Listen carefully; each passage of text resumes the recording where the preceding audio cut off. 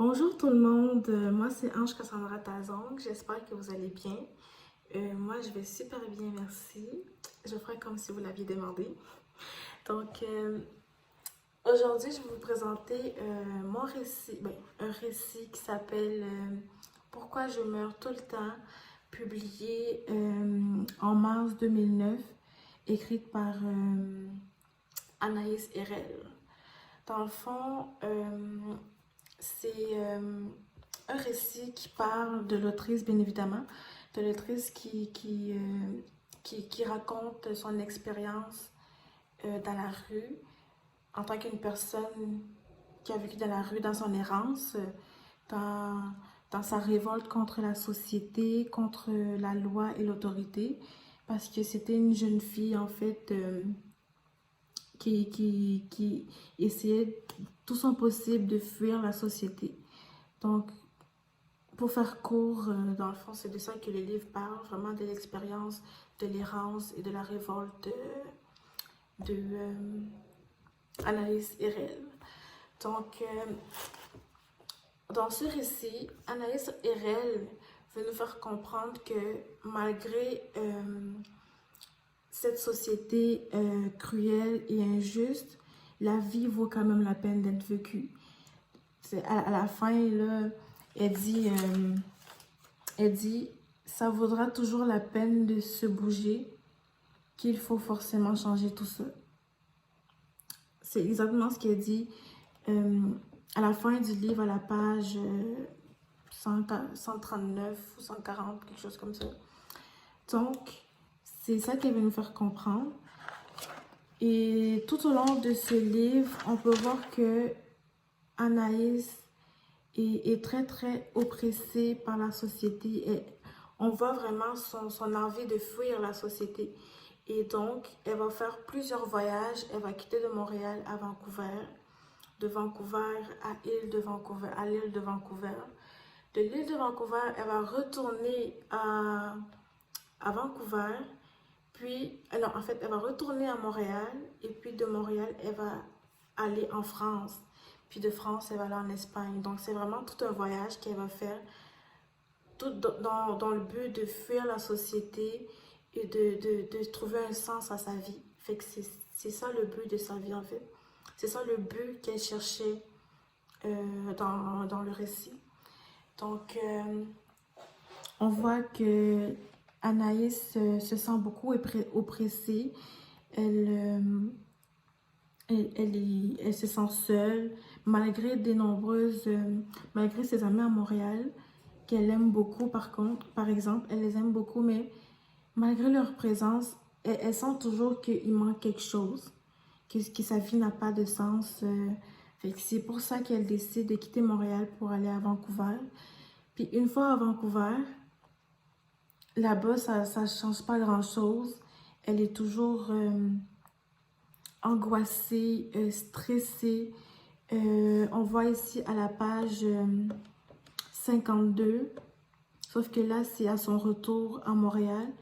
À la page 52, elle dit « M'exorciser, oublier la rue, l'épuisement, la fatigue du corps et de l'esprit toujours en alerte, en état permanent de vigilance, vaincre le choc du stress, calmer mes angoisses, soigner ma colère, saloperie de rue. Sécurité, augmenter ses chances à tout moment. Trouver un coin où dormir. Trouver n'importe quoi qui se bouffe, tant que ça tient dans l'estomac. Point, point, point. Bref. Juste cette petite extrait pour vous faire comprendre, en fait, le stress qu'elle a, en fait, quand elle vit dans la rue. Elle se sent tout le temps angoissée, tout le temps comme si elle était attaquée. Il y a aussi un extrait où elle dit que l'ennemi m'angoisse, il m'angoisse, il me stresse, il me paralyse. Donc, elle cherche tout le temps les moyens de s'enfuir. Puis même de son voyage de Montréal à Vancouver, de tous ces voyages qu'elle a fait, elle trouve qu'il n'y a pas eu de changement, pas en tout. Elle trouve que pas du tout. Elle trouve que malgré son voyage, la société reste la même. Ils sont toujours jugés par les passants dans la rue. Ils sont toujours mal traités par l'autorité et la loi, comme à Vancouver. Elle s'est faite quasiment tabassée par des policiers parce qu'elle dormait dans un carton dans la rue. Elle s'est fait tabasser. Puis, une fois en France, là-bas aussi, je pense en France, oui, en France, elle s'est fait tabasser, elle s'est fait gifler aussi, genre frapper, genre, elle a fait preuve de, l'autorité, en fait, les policiers ont fait preuve de violence envers elle, juste parce qu'elle n'avait pas ses papiers, puis ils la prenaient pour une arabe. Donc, partout où elle partait, elle se disait que bon, c'est voilà, il n'y a pas de différence. Il va falloir s'y faire avec. Donc, c'est ça. Puis, comme argument, elle trouve que malgré la violence, si on ne doit pas contenir sa rage, on doit pas contenir sa rage. Donc, il y a toutes sortes de moyens de se défouler, de laisser tout aller, même si à la fin, elle se trouvait tout le temps seule. Elle trouve quand même que c'est essentiel de faire sortir sa rage. Puis aussi, elle trouve que malgré ce malheur, elle a toujours eu l'occasion de faire la rencontre des personnes merveilleuses comme Trax et Chabrak qu'elle a rencontrés en Vancouver. Puis aussi Crocs, je pense, Crocs qu'elle a rencontré à l'île de Vancouver. Et aussi un Marocain qui l'a aidé à quitter de, euh, de l'île de Vancouver à Montréal, je pense. Oui, il a aidé à traverser. Donc, c'est ça en fait. Je vais vous montrer un extrait aussi qui parle de ses sentiments qu'elle éprouvait envers une personne qu'elle a rencontrée puis qui était dans la même situation qu'elle. Donc, à la page 72, elle parle à Olivo, je pense, Olivo, oui. Elle dit, Olivo, ta rencontre est un véritable bonheur pour moi. Est un véritable bonheur pour moi. Tu as 21 ans, trisomie et insuffisance cardiaque. Tu sais que tu vas mourir bientôt. Tu es transporté d'une rage incroyable de vivre, de vaincre ton corps que tu nargues férocement en repoussant tes propres limites physiques. Tu hurles souvent jusqu'à en devenir bleu et tu succombes parfois à des crises d'épilepsie. Nous nous baladons aux arbres et tu cries, tu pues, le poing et les yeux levés au ciel. Et toujours, il y a comme un fond de noyer dans tes yeux, l'empreinte d'un sage se bagarrant comme un fou. Bataille d'une joie pure contre ta saloperie de malheur. Oliver, ton être tout entier est une force magnifique. Donc, dans cet extrait-là, on peut voir l'admiration que l'auteur, en fait, l'autrice porte envers Olivo, qui est non seulement un souffrant, mais qui est aussi dans la même situation qu'elle, mais qui montre quand même une joie de vivre, qui montre quand même qu'il veut vivre malgré sa situation. Donc, c'est ça qui l'a vraiment motivé. Puis après ça, la drogue et l'alcool dans lequel elle vivait, elle a tout abandonné. Elle a commencé à réaliser en fait que ce n'est pas une option. L'alcool n'est pas une option. L'alcool ni la drogue. Parce que la plupart des gens dans l'errance se plongeaient dans la drogue pour ne pas rester, pour ne pas dormir, parce qu'il fallait tout le temps qu'ils soient alertés par la situation, vu qu'ils sont tout le temps oppressés, tout le temps maltraités. Donc, ils ne pouvaient même pas dormir parce qu'ils avaient peur qu'ils se fassent voler, ils avaient peur qu'ils se fassent violer ou tabasser par des policiers comme la petite. Ça, c'est le surnom de l'autrice dans l'auteur.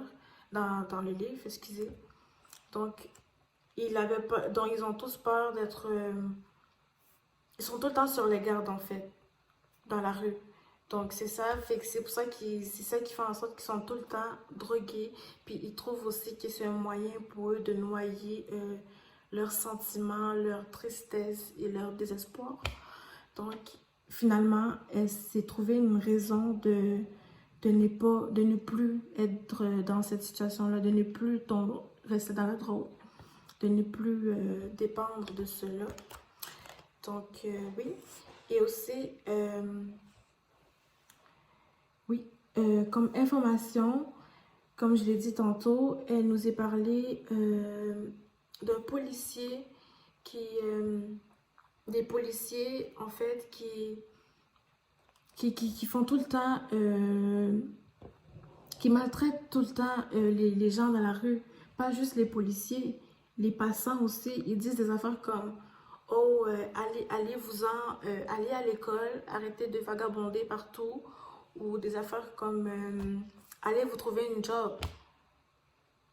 Ou, donc tout le temps, il y a aussi un passage où elle dit, chaque fois que ces personnes nous regardent, ils se disent que nous sommes des personnes incultes, vulgaires et... nous sommes des personnes incultes, vulgaires et criminelles. Juste en les revoyant, genre juste parce qu'ils sont dans la rue, ils se disent qu'ils sont des criminels. Pourtant, ce n'est pas le cas. Ce n'est pas le cas. Comme à la page 72 toujours, on parle du centre de rétention administrative qui explique en fait, c'est une personne avec qui, Jane, je pense, Jane, une personne avec qui l'autrice est en train de parler, et fait qu'il disait que dans l'extrait, il dit centre de rétention administrative, c'est là qu'on met celles et ceux qui n'ont pas de papier. T'as pas de titre de séjour ou de visa, hop, tu es sans papier. Ce qui signifie que tu n'as presque pas de droit, que tu risques le CRA. Et que si on t'y met, ça sera pour attendre qu'un charter te ramène dans ton pays. Un pays que tu auras fui et où on t'enverrait de force. En vrai, c'est beaucoup plus complexe que ça. Avec ce qu'ils sont en train de mettre en place, c'est le flicage intégral de la population entière qui s'en vient. Mais je vais te dire, il ne faut jamais oublier un truc. La peur, c'est d'abord et avant tout ce qu'ils cherchent à créer en nous. La peur, chienne de peur. Donc, après cet extrait, on pourrait très bien voir que les sans-abri, pas pour dire comme ça, mais les personnes dans l'errance voient les autorités comme des personnes injustes qui les traitent injustement. On te trouve sans papier, on va même pas chercher à savoir pourquoi tu es là, qu'est-ce que tu cherches à fuir. Non, ils vont juste te prendre, hop, on te ramène dans ton pays de force. Donc c'est ça en fait l'injustice qu'on peut voir dans ce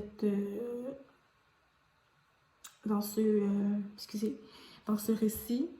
Et donc, je pense que j'ai fait le tour. J'ai parlé des arguments, des informations réelles, parce que c'est vraiment ce qui se passe aussi dans la vie, dans la vraie vie, puis de tous les jours, puis aussi de ces émotions qui n'arrêtent pas de changer. Donc, merci beaucoup de m'avoir écouté.